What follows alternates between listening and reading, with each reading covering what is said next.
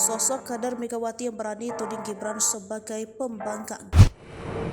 Akan mencalonkan diri sebagai bakal calon wakil presiden di luar garis keputusan partai, maka secara konstitusi partai, secara aturan partai, dia telah melakukan pembangkangan. Profil Ahmad Basara berani sebut Gibran raka buming putra Presiden Jokowi sebagai pembangkang. Ahmad Basara adalah ketua DPP PDIP. Tudingan Ahmad Basara soal pembangkangan tersebut menuai polemik dari pendukung Jokowi. Ahmad Basara menyebut Gibran sebagai pembangkang karena tidak mengikuti instruksi Megawati untuk mendukung Ganjar Pranowo dan Mahfud MD sebagai capres dan cawapres. Lantas bagaimana sosok Ahmad Basara yang merupakan ketua DPP PDIP bidang luar negeri dikutip dari www.pdiperjuangan.id.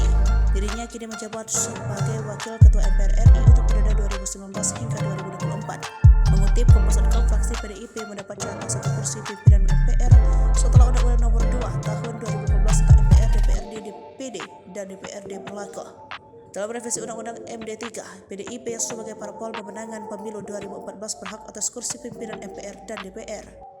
Pria kelahiran 16 Juni 1968 itu pernah duduk di kursi DPR RI fraksi PDIP melalui pergantian antar waktu tahun 1999 hingga 2004. Pada 2009 hingga 2014 dan 2014 hingga 2019, ia terpilih menjadi anggota DPR MPR RI periode kedua dan ketiga.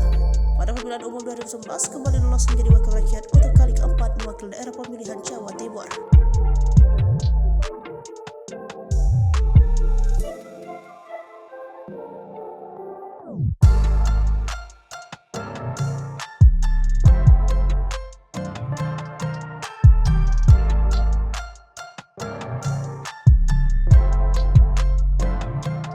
Download Tribun X sekarang, menghadirkan lokal menjadi Indonesia.